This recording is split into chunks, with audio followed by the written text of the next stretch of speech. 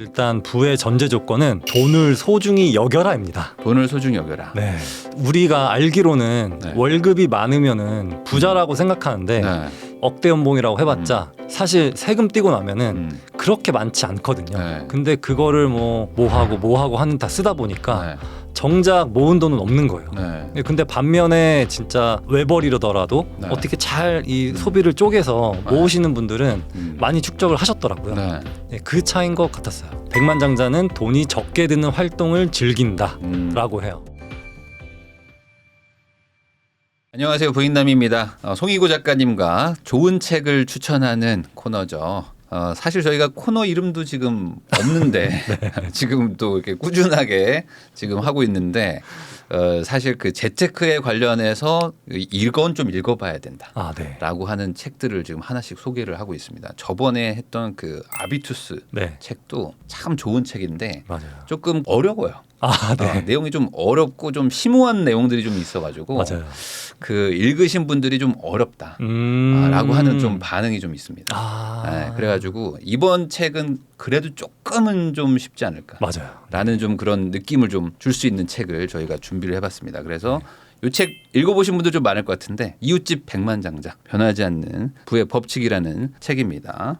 자, 이 책을 선정하신 이유가 있을까요? 일단 제가 2020년도에 이 책을 처음 봤거든요. 네. 이 토머스 스탠리라는 분이 옛날부터 부자는 과연 어떤 사람들인가 대해서 연구를 진짜 많이 한 사람이에요. 네. 그래서 이 책을 우연히 보게 됐는데 너무 좋아서 네. 제가 소비 욕구가 이렇게 생길 때마다 이렇게 찾아보고 있는 책 중에 하나입니다. 어떻게든 돈을 안 쓰게 만들어주는 책이다. 네. 원래도 소비를 잘 안 하시는데 그거마저도 줄여주는 네. 그런 책인가요?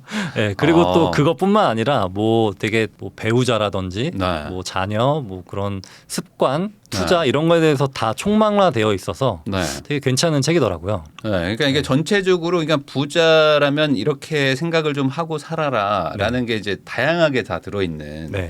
그런 책으로 좀 보이는데 이제 특히 이제 이웃집 백만장자라는 게 이제 일반적으로 이제 부자가 되는 사람들은 이렇더라. 네. 라는 약간 어떤 통계도 좀 들어가 있는 것 같고 예, 그래서 맞아요. 통계적으로 이렇게 하면은 좀 부자가 된다. 이런 내용입니다. 근데 그 저도 이제 개인적으로 여기에 나와 있는 것들 중에 뭐 많은 부분들이 좀 공감이 좀 됐어요. 이제 뭐 특수하게 뭐 엄청난 재능으로 부자가 되는 분들도 뭐 있겠지만 네. 그래도 일반적으로 부자 되는 데는 가장 그래도 좀 이 책의 내용들로 하는 것이 좀 맞지 않을까라는 어떤 그런 공감대는 좀 있었거든요. 네. 자, 그러면 이 책은 좀 평점은 어떻게 보십니까? 우선. 이 책은 4.6점으로 저는 시작하겠습니다. 4.6점. 네. 4.6. 그러면 4.5도 아니고 4.8도 아닌 4.6점.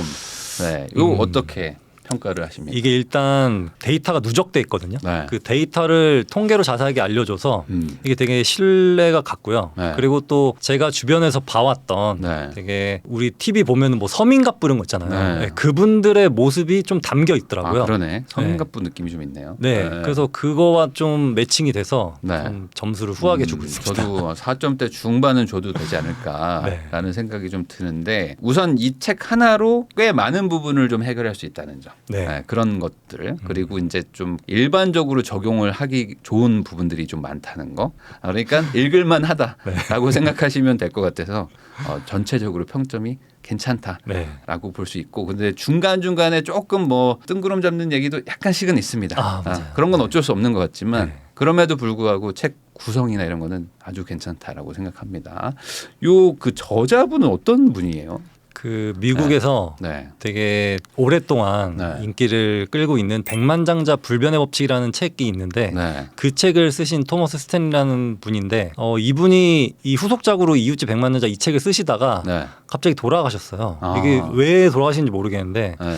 아무튼 돌아가시고 나서 그분의 딸인 세라 스탠리라는 분이 있는데 그분이 심리학 박사거든요. 네. 그래서 그분이 이 책을 마무리를 지었습니다. 네. 네, 그래서 되게 그 유능하신 두 명이 이렇게 같이 만든 책이기도 하고 네. 그리고 또 백만장자 불변의 법칙에서 그거는 약간 시대가 지나서 약간 안 맞는 게 좀 있었거든요. 그래서 여기에 새로 적용돼서 좀 네. 현대에 맞게 좀 이렇게 개선된 것 같아요. 그러니까 그 토머스 스탠리라는 분은 이제 부자들은 어떻게 되었는지 됐는지 부자가 어떻게 됐는지를 연구한 분인 거죠. 네. 통계를 가지고. 네. 예, 그랬더니 뭐 이 책 보면은 뭐 70 몇 %는 뭘 했고 뭐 네. 20%는 뭘 했고 뭐 이런 게 나오잖아요. 네. 거의 1% 정도는 뭘 했고 거의 대부분의 뭐 32%는 뭘 하지 않았다.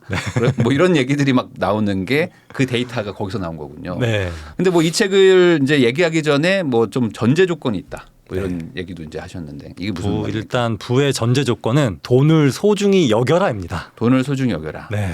이게 어찌 보면 뭐 당연한 얘기일 수도 있는데 이게 어떤 네. 의미입니까? 일단 제 예를 들면 네. 저희 집이 원래 관리비가 30만 원 정도가 계속 나왔어요. 네. 근데 그 난방비 이런 네. 게 가스비가 오르고 나서 네. 1월 달에 55만 원이 나왔습니다. 1월 달에 55만 원. 네, 되게 충격받았어요. 아, 충격.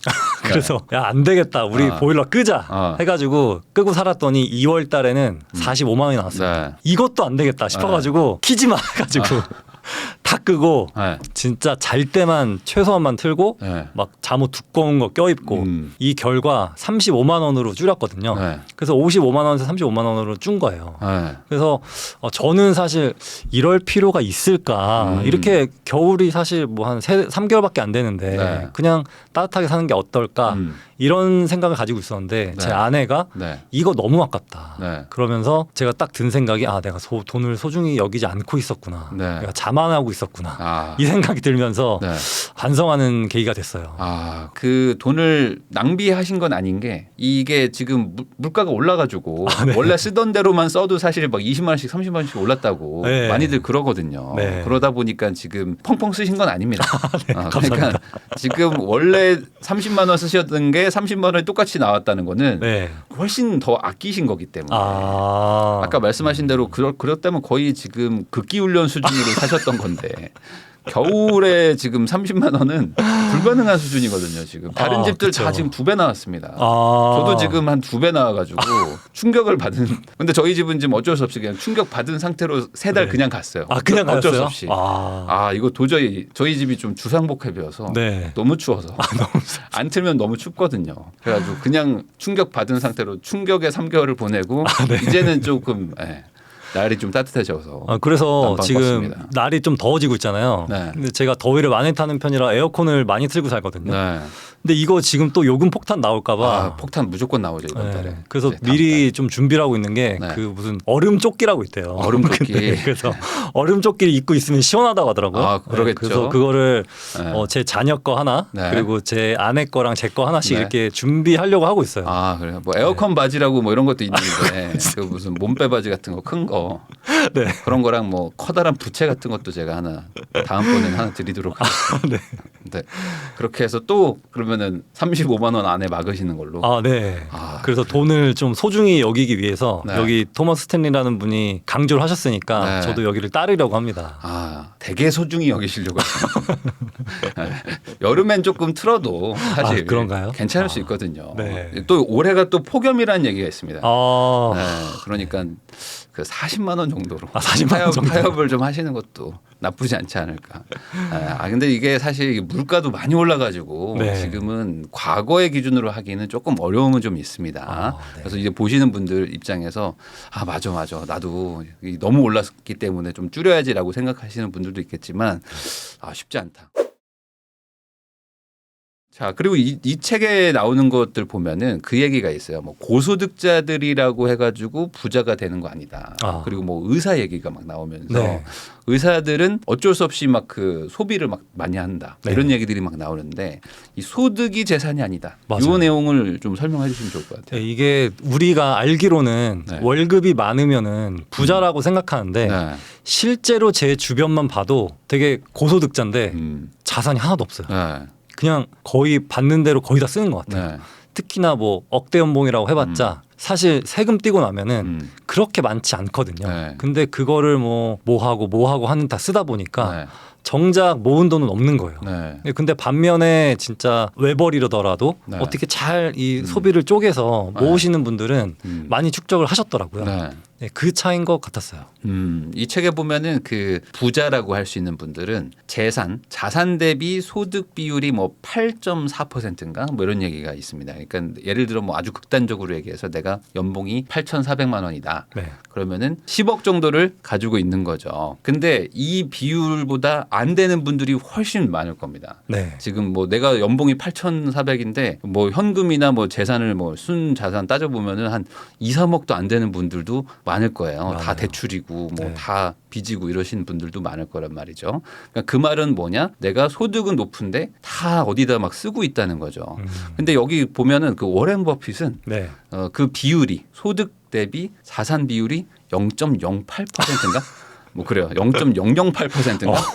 그러니까 그 말은 뭐냐면은 여기서 저는 그 되게 좋았던 건데 소득은 결국에 소득세를 뗀다. 그러니까 나는 세금을 떼는 거를 소득이니까 높은 소득을 가지고 있는 분들은 다 세금을 띨 거 띄고 이제 번 거를 다 지출을 막 쓰는데 네. 정작 세금을 덜 내는 자산은 별로 없고 이제 부자들은 세금을 좀 덜 내는 자산은 많고 네. 상대적으로 소득 비율은 좀 낮아가지고 네. 세금도 좀 덜 내고 하면서 그 아껴가면서 자산을 잘 유지하더라.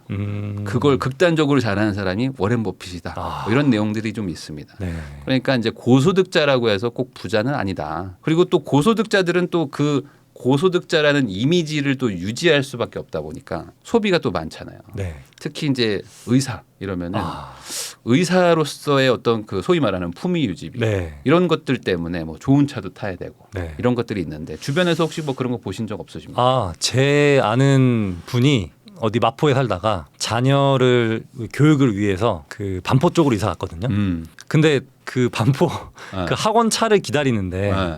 서 있는 차들이 막 장난 아닌 거예요. 네. 네. 그래가지고 그 친구도 어쩔 수 없이 바꿨다고 해요. 네. 네. 근데 저는 그게 과연 맞는가. 네. 그래서 이 어디 사느냐가 네. 되게 중요하다고 하는데 이 책에서도 괜히 부자 동네에 가서 살지 말라고 하거든요. 맞아요. 그런 내용이 나오죠. 네, 그래서 그쪽에 소비를 맞출 수밖에 없고 또 그쪽은 또 물가도 비싸고 네. 뭐 그러다 보니까 필요치 않은 소비를 할 수밖에 없다고 하고 있어요. 네. 네, 그래서 저는 그 친구한테 야, 차 팔고 그냥 마포로 돌아가. 거기서 충분히 좋다라고 하고 싶은데 네. 그 친구가 이미 다 질러버려가지고 어떻게 할 수가 없더라고요. 네. 그렇게 말하시면서 부자 동네 가셨잖아요. 그 말은 나는 괜찮다라는 거를 지금 말씀하시는 겁니까? 저는 그 실거주 2년 조건을 채우기 위해 간 겁니다. 그러신 네. 거예요. 그러면 이제 실거주 2년 채우시고 다시 이사를 나가실 생각은 없으신 거 아니에요? 아직은 없는 것 같아요. 네. 살기 괜찮다고. 네. 알겠습니다. 여기까지 하겠습니다. 아니 근데 사실 이게 사는 집이 결국에 소비를 결정하거든요. 네. 이게 저도 이제 사는 동네에 저는 이사를 많이 다녔기 때문에 사는 동네에 거의 비슷하게 생활비가 늘어나더라고요. 네. 그러니까 반대로 내가 생활비를 좀 줄이고 싶으신 분들은 이사를 진짜 고민을 좀 해보셔야 됩니다. 맞아요. 그리고 그 한 번 소위 말하는 어떤 뭐 상급지라는 개념으로 가면은 더 그 내려오기가 참 힘들어요. 이게 네. 차랑 똑같아가지고 한 번 더 좋은 차를 타면은 더 내려가기 쉽지 않듯이 네. 더 좋은 동네라는 거는 사실 살아보면 사람이 알거든요. 네. 더 좋은 동네, 그 어떤 더 좋은 인프라 같은 것들이 편하니까 그러면 사람이 다시 조금 더 불편한 동네로 가기가 힘든데 그래서 제일 좋은 건 이제 경험을 안 하는 게 제일 좋겠지만 했더라도 짧게 빨리 경험하고 다시 내려오는 것도 나쁘진 않을 수 있다. 근데 이거를 계속 집착하는 분이 있거든요. 근데 그러면 이제 소득이 아무리 높아도 지출이 이제 많아지기 시작하면 이제 유지할 수 없는 거죠. 그래서 이 책에서도 유지하기 어려운데 계속 버티는 그런 내용들이 나오거든요. 그러면 부자가 되기는 힘들다. 그런 내용들도 나오니까 그것도 한번 읽어보시고 본인이 그런 상황이면 한번 고민도 많이 해보실 필요는 있습니다. 네.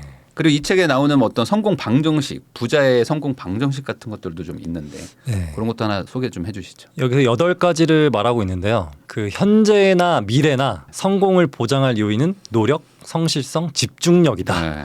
근데 저는 이게 너무 와닿더라고요. 네. 일단 성공을 할 때 있어서 네. 기본적인 노력과 성실성 네. 그리고 어느 한 분야에 집중하는 그 능력 네. 그게 사실 저는 뭐 인공지능 시대가 오든 네. 무슨 시대가 오든 저는 이거는 이 3가지가 답이라고 보거든요.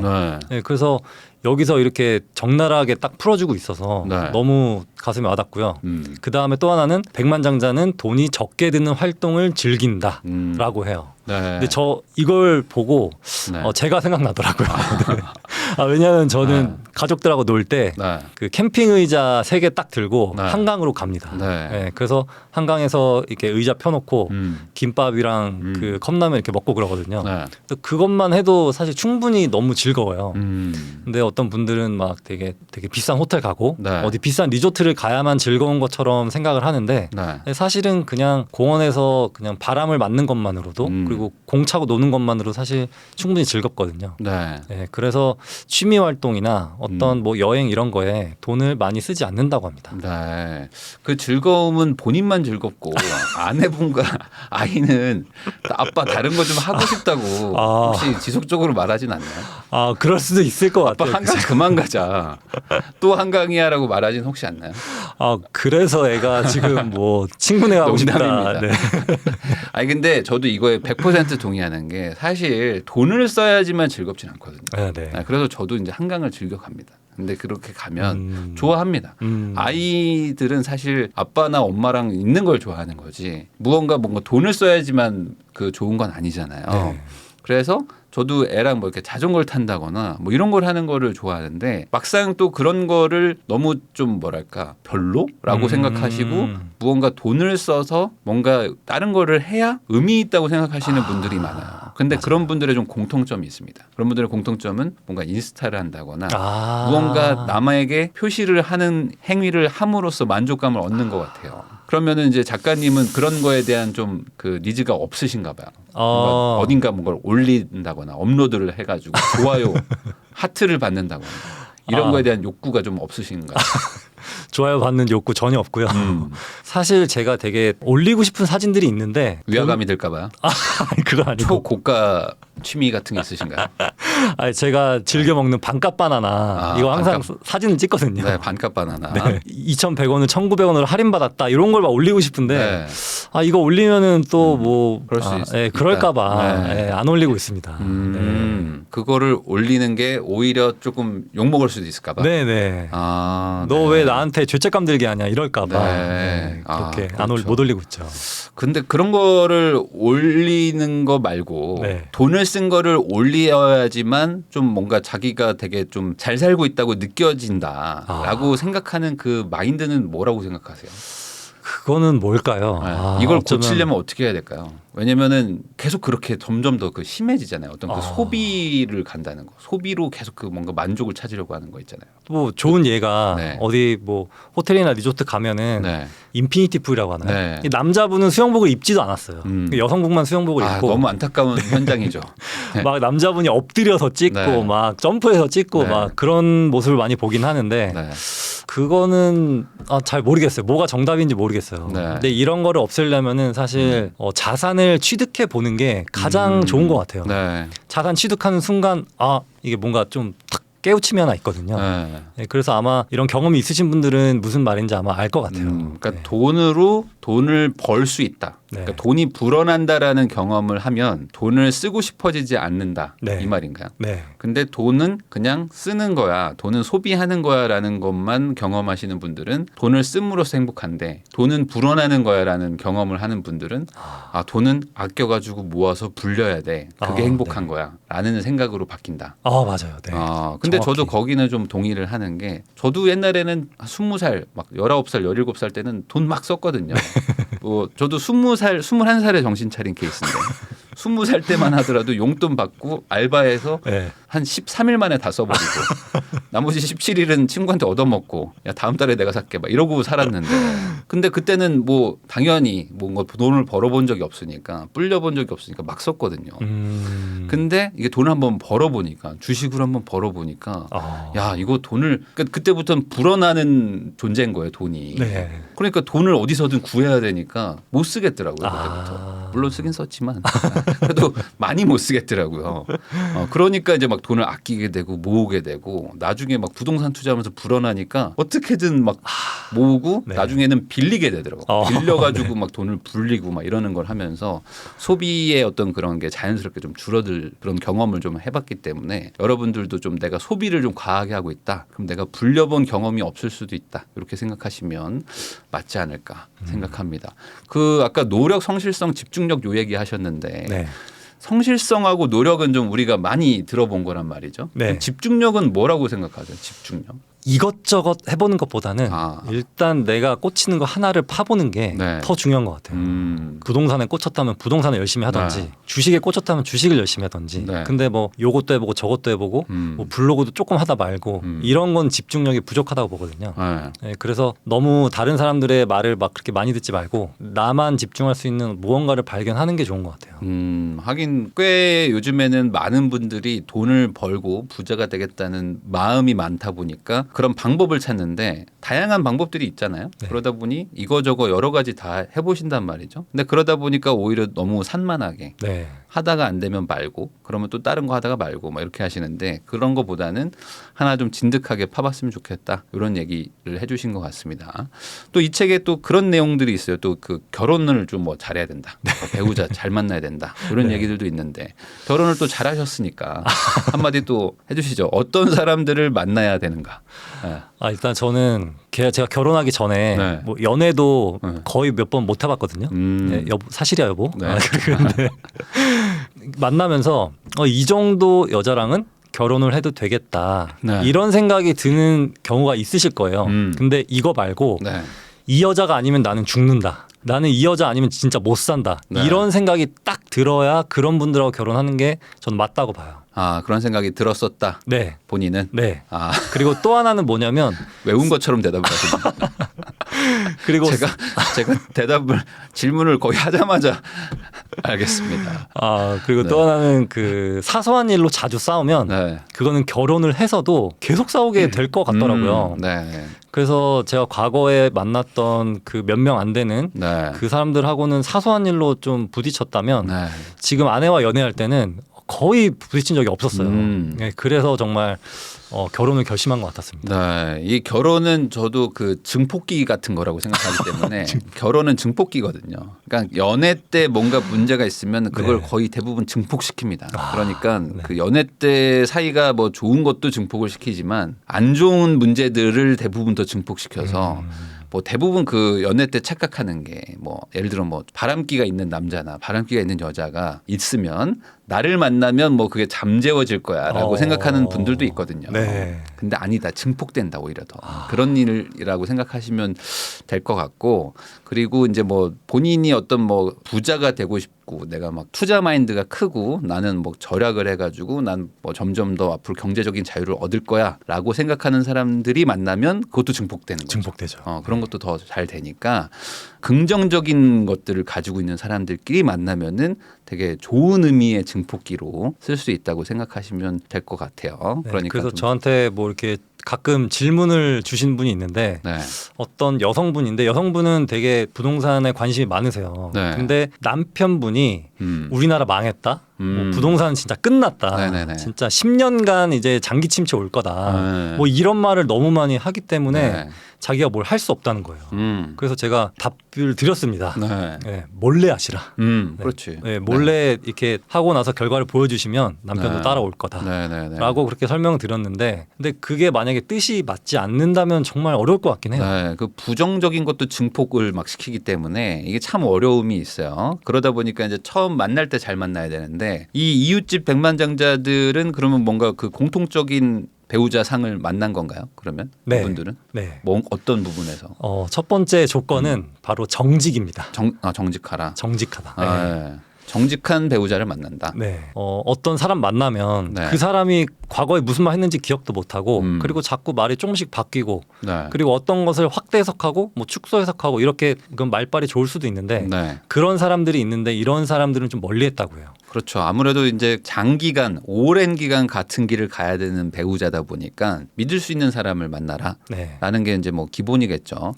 근데 이게 또 쉽지가 않아요. 왜냐하면 연애할 때는 다들 정직하게 하거든요. 최대한. 그리고 거짓말도 선의의 거짓말들을 잘하잖아요.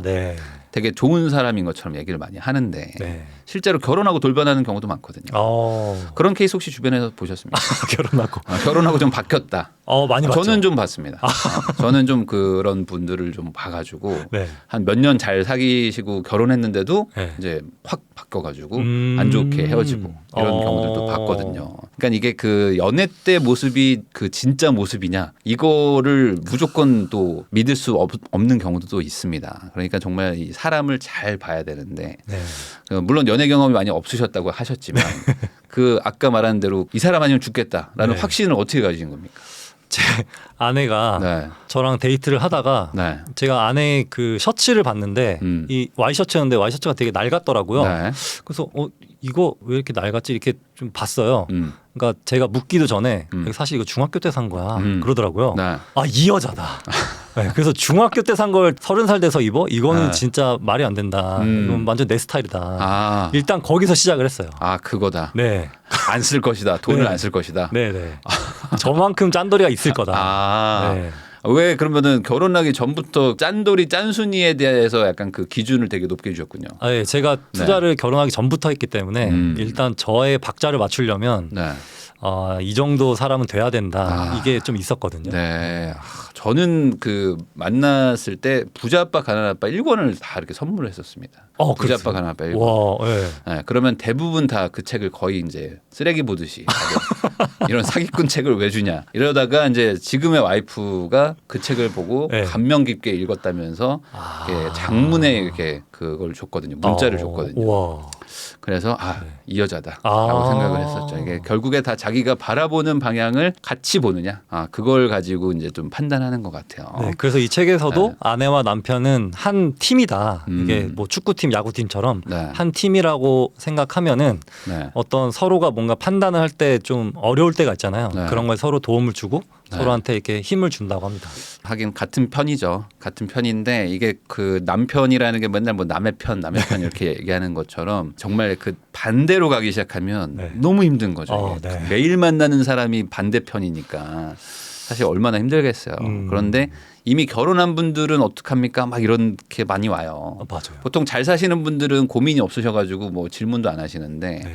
보통 힘든 분들이 이제 반대로 가는 분들 그런 분들은 아까 말씀하신 것처럼 뭐 몰래 하시든지 네. 아니면은 그냥 수긍하고 그냥 사시든지 네. 이 둘 중에 하나잖아요. 뭐 방법이 없습니다. 아니면 뭐 헤어지시든지 뭐 이거밖에 없는데 근데 이제 뭐 저도 그렇지만 개인적으로는 좀 몰래라도 본인이 하셔가지고 성공하는 모습을 보여주면은 대부분 이제 그 상대가 내가 망할까봐 반대하는 거지 성공하는데 굳이 방해하고 싶지는 않는 게 사람의 마음이니까 그렇게 생각하시면 될 것 같습니다. 네, 그리고 다음으로 또 자녀 교육 얘기도 나옵니다. 그러니까 이 책이 그렇게 아주 두꺼운 책은 아닌데 이 정말 다양한 얘기를 다 다루고 있어요. 그래서 자녀 교육 부분도 나오는데 자녀 교육을 어떻게 하라 이렇게 나오나요? 네, 이 아무리 부자라도 네. 근검절약하는 방법을 가르친다고 해요. 그리고 첫 번째가 뭐냐면 우리는 좀 부유하다. 네. 이런 말을 절대 하지 않는데요. 절대 하지 않는다. 이 부분에 대해서는 어떻게 생각하십니까? 이게 좋은 거라고 생각하세요? 아니면 뭐 이게 우리가 부자라고는 말하진 않지만 또 네. 뭐 너무 가난해서 네. 우리가 너무 힘든 상태다 이렇게도 말은 안 할 것 같아요. 그러니까 자존감이 낮아질 수 있기 때문에 네. 그래서 우리는 뭔가 목표를 위해 열심히 살아가고 있고 네. 그리고 우리가 밥을 먹고 그리고 너 교육하고 뭐 이런 데는 전혀 지장이 없는 상태다. 네. 대신에 우리는 뭐 엄청 큰 부를 가지고 있지 않기 때문에 남들이 하는 건 못할 수 있지만 그렇게 풀어갈 것 같아요. 그러면은 최근에 뭐 실제로는 어떻게 가르치고 계세요? 아이가 네. 우리 집은 얼마야? 막 물어보거든요. 물어볼 수 있죠. 네, 네. 저는 좀 약간 충격받았어요. 어떻게 초등학생이 우리 집이 얼마냐고 물어보지? 이런 말을 해서 요즘 애들 다 압니다. 다 알죠. 다 알죠. 네. 요즘 시세 좀 떨어졌던데 이런 얘기 다 합니다. 애들이 스마트폰이 있어가지고 부동산 네이버 부동산 다 합니다. 그래서 가격은 말 안 하고 그냥 우리 집은 우리가 충분히 살 수 있는 곳이고 그리고 우리가 소유하고 있기 때문에 뭐 이렇게 어디 쫓겨날 일은 없어 이런 식으로 말하거든요. 아빠 대출 있어? 막 이렇게 안 물어봐. 그건 안 물어보더라고요. 근데 뭐 이게 저희가 속초에 갔을 때 네. 속초에 아이파크가 하나 있거든요. 근데 거기가 되게 뷰가 좋아요. 네네. 거기를 한번 임장 때문에 갔었는데 네. 우리가 속초에 있는 그거보다 더 비싸? 이런 걸 물어보더라고요. 그래서 이거는 좀 알려줘야겠다 싶어서 아무래도 서울이 좀 더 사람이 많다 보니까 속초보다는 좀 더 비싸. 이 정도까지는 알려줬어요. 아 그래요. 네. 너무 디테일하게 들어가면은 많이 비싸. 라고 말해줬어야죠. 평단가라는 게 있어. 네. 그래요. 그런 거는 좀 알려줘야죠. 네. 근데 요즘에 어린 아이들도 워낙 그 경제에 대해서 많이들 관심도 가지고 그리고 내가 안 알려줘도 친구들이 알려주잖아요. 네. 그리고 이제 예전에는 저도 그랬는데 그 놀이터에서 놀면은 한두 살 많은 형들이 네. 와가지고 그런 비밀 같은 얘기들 다 해줍니다. 이게 여러분들도 이제 생각이 나시겠지만 제가 7살이었나? 네. 그때 산타클로스가 없다는 거를 이제 형들한테 들었거든요. 동네 형들 있잖아요. 엄청난 비밀을 알려주는 형들이 있어요. 맞아요. 일부러라도 알려주는 형들 있잖아요. 야 너네 그거 아냐 하면서. 산타클로스가 없어. 무슨 소리야 형? 없어. 야 그거 아빠랑 뭐 학원 선생님이야. 그리고 그 얘기를 해주는 거예요. 네. 너무 충격을 받았었던 적이 있었거든요. 그래서 안 자고 자는 척해가지고 막 검증하고 확인했던 적이 있는데 그런 거랑 똑같이 이제는 또 그 조금 한두 살 많은 그 학원 버스 안에서 네. 야, 저 아파트 있잖아. 저 얼마야? 막 다 얘기해주고 와. 지나가는 버스 얼마, 포르쉐, 뭐 페라리 얼마야? 막 이런 얘기를 다 하더라고요. 그래서 오히려 저는 정확하게 말해주는 게 더 낫다. 네. 그게 더 낫다고 생각하고 그리고 이제 그런 거는 부모님이 알려주는 거죠. 이게 뭔가 이 술도 친구한테 배우면 좀 이상하게 배우듯이 네. 차라리 그냥 우리가 제대로 알려주는 게 더 좋다고 생각을 하고 그런데 이제 가능하면 근검절약은 좀 하라. 네. 이게 이제 이 책의 주장이잖아요. 네. 그래서 이제 뭐 아까 말씀하신 것처럼 이제 아내분도 그렇고 본인도 그렇고 네. 좀 근검절약하시는 스타일이다 보니까 아이한테도 자연스럽게 그렇게 하시겠어요. 네. 그래서 항상 살 때 2개를 사야 되면 우유가 2개가 필요하면 항상 1+1을 사고 세일하는 거 항상 그 정가로는 안 사고 항상 세일하는 것만 골라 사고 아무튼 그렇게 좀 그런 모습을 보이려고 합니다. 그렇군요. 저는 뭐 개인적으로 저도 부동산 투자를 하는 사람이지만 저는 좀 오히려 약간 좀 다른 게 뭐 비슷할 수도 있지만 저는 투자하는 거에 대해서 다 오픈을 하고 있습니다. 저희 애한테. 그래서 뭘 사면 뭐 샀다. 뭐 팔면은 팔았다. 저는 대출 얘기도 다 해주거든요. 대출했고 이자가 얼마고 이율이 얼마다. 그래서 저는 우스갯소리지만 애가 수학을 이제 막 공부도 하니까 이율도 계산. 얘가 이제 계산을 하더라고. 이자 계산도 얘가 뭐 나름 해보더라고요. 빠른데요? 그리고 뭐 이자 계산도 해보고 뭐 요즘에 뭐 시세가 떨어졌다, 뭐 올랐다 이런 얘기들도 막 지 나름대로 막 뭘 계산을 해보는 걸 보면서. 그래 뭐 제가 이렇게 알려주는 게 저한테 배우는 게 낫겠다. 그것도 괜찮네요. 그렇게 하고 있습니다. 그리고 자동차 막 지나갈 때 저거 얼마야 다 저는 알려주고 최대한 경제에 대해서 아빠가 알려주는 게 낫겠다라고 생각하고 알려주고 있습니다. 근데 이제 그런 건 있는 것 같아요. 아이가 절약을 하게 하는 거는 좋은 것 같고 특히 여기서 나오는 그런 개념이자 다른 책에서도 나오는데 부모의 돈을 자기 돈으로 착각하면 안 되게 하는 거. 그거 너무 중요하죠. 그게 정말 중요한 것 같아요. 그런 내용인 것 같은 게 부모의 능력이 돈이 많다고 해서 자기도 돈이 많은 걸로 알면 실제 자기가 나중에 직업을 얻었을 때 연봉 대비 소비가 너무 높잖아요. 그 상태로는 사실 유지할 수가 없는데 그러니까 지금 미리 근검절약을 하게 해놔야 나중에 본인이 이제 능력이 늘어났을 때 그때 본인에게 맞는 소비를 할 수 있는 게 아닌가라고 생각을 합니다. 그래서 만약에 부모님 그 재산이 자기 거라고 생각하면 이게 어느새 마마보이가 되더라고요. 그래서 결혼하고 나서도 막 이렇게 집안의 지원을 바라고 이런 경우가 너무 많이 봐서 그게 또 부부싸움이 되거든요. 그럴 수 있죠. 그래서 나와 그 자녀를 이렇게 완벽하게 독립시키는 그 훈련도 좀 필요한 것 같긴 해요. 그 회사원인 친구인데 회사원으로 버는 돈 대비 소비를 엄청나게 많이 하는 분이 있어요. 맞아요. 근데 그런 분들 보면 보통 부모님이 도와주시거든요. 그러면 회사원으로서는 살 수 없는 생활 수준을 살고 있다 보니까 주변 분들이 봤을 때는 야 되게 부럽다라고 생각할 수는 있지만 그게 과연 부러운 삶인 거냐? 물론 부럽죠. 부럽지만 과연 그 자녀 교육으로서 좋은 거냐라는 건 한번 고민해 볼 필요가 있는 겁니다. 맞아요. 이게 자립을 할 수 없는 상태로 살게 해주는 거니까 이게 마냥 좋은 건 아닐 수도 있다라는 거죠. 그런 생각을 좀 해보라. 그래서 이게 통계적으로도 보면은 지원을 많이 안 받는 그런 자녀가 더 잘 산다. 네. 이런 내용들도 있다고 합니다. 그럼 돈보다 더 중요한 걸 가르쳐야 된다. 그럼 뭘 가르쳐야 되는 거죠?